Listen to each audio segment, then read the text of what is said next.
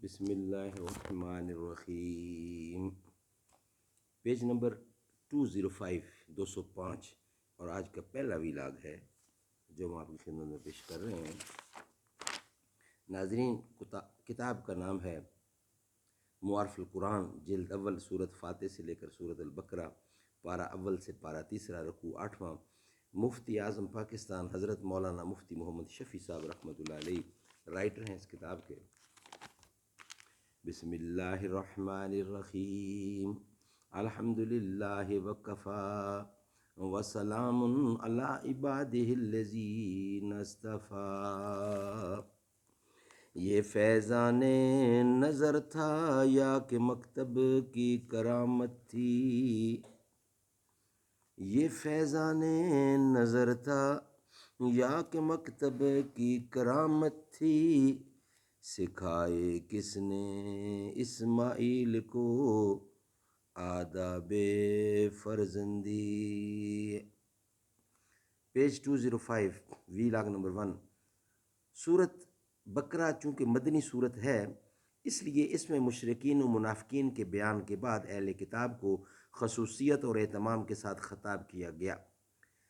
40ویں آیت سے شروع ہو کر 123 آیت آخر پارہ الف لام میم تک انہی لوگوں سے خطاب ہے، جس میں ان کو مانوس کرنے کے لیے اول ان کی خاندانی شرافت اور اس سے دنیا میں حاصل ہونے والے اعزاز کا، پھر اللہ تعالیٰ کی مسلسل نعمتوں کا ذکر کیا گیا ہے، پھر ان کی بے راہی اور غلط کاری پر متنبہ کیا گیا اور صحیح راستے کی طرف دعوت دی گئی۔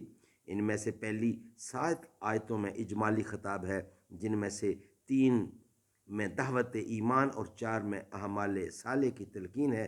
اس کے بعد بڑی تفصیل سے ان کو خطاب کیا گیا، تفصیلی خطاب کے شروع میں اور بالکل ختم پر پھر اہتمام کے لیے یا بنی اسرائیل فرما کر انہی الفاظ کا اعادہ کیا گیا ہے جن سے شروع کیا گیا ہے، جیسے کہ کلام کو مؤثر اور وقی بنانے کے لیے ایسا کرنے کا دستور ہے۔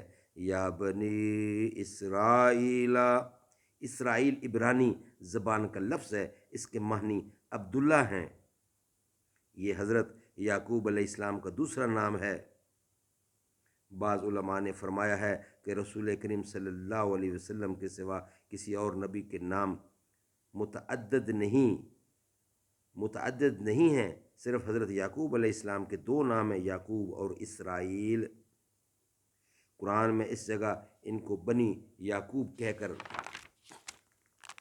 خطاب نہیں کیا گیا، بلکہ دوسرا نام اسرائیل کا استعمال کیا۔ اس میں حکمت یہ ہے کہ خود اپنے لقب اور نام ہی سے ان کو معلوم ہو جائے کہ ہم عبداللہ یعنی اللہ کی عبادت گزار بندے کی اولاد ہیں، ہمیں بھی ان کے نقش قدم پر چلنا چاہیے۔ اس آیت میں بنی اسرائیل کو خطاب کر کے فرمایا کہ اور پورا کرو تم میرے عہد کو، یعنی تم نے جو مجھ سے عہد کیا تھا۔ تورات میں جس کا بیان بقول قتادہ رضی اللہ مجاہد رحمۃ اللہ اس آیت میں ہے، وَلَقَدْ أَخَذَ اللَّهُ مِيثَاقَ بَنِي إِسْرَائِيلَ وَبَعَثْنَا مِنْهُمْ اثْنَيْ عَشَرَ نَقِيبًا قَرْضًا حَسَنًا۔ سورۃ مائدہ۔ اس میں سب سے اہم معاہدہ تمام رسولوں پر ایمان لانے کا شامل ہے، جن میں ہمارے رسول کریم صلی اللہ علیہ وسلم خصوصیت سے داخل ہیں۔ نیز نماز، زکوٰۃ اور صدقات بھی اس عہد میں شامل ہیں، جس کا تقاضا رسول کریم صلی اللہ علیہ وسلم پر ایمان اور آپ کا مکمل اتباع ہے۔ اس لیے حضرت ابن عباس نے فرمایا کہ اس عہد سے مراد محمد صلی اللہ علیہ وسلم کا اتباع ہے۔ ناظرین، انشاءاللہ اس کا باقی حصہ نیکسٹ ویلاگ میں آپ کی خدمت میں پیش کریں گے، جو ہے امت محمدیہ کی ایک خاص فضیلت۔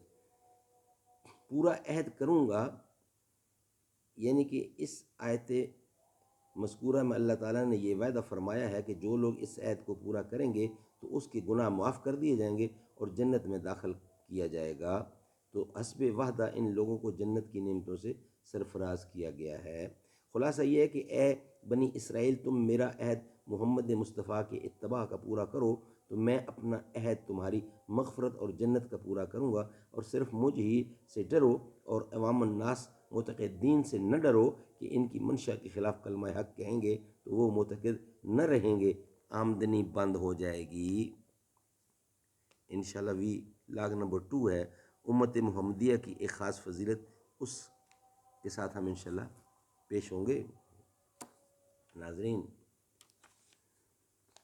اللہ بہت بڑا ہے، اللہ بہت بڑا ہے، اللہ بہت بڑا ہے، اللہ بہت بڑا ہے۔ مانا کہ ظلمتوں کے ہر سمت ہیں بسیرے، لیکن کبھی تو ہوں گے انصاف کے سویرے۔ مہکیں گے غنچے اور پھول، گائے گی کوئی بلبل، حالات کی صدا ہے، اللہ بہت بڑا ہے۔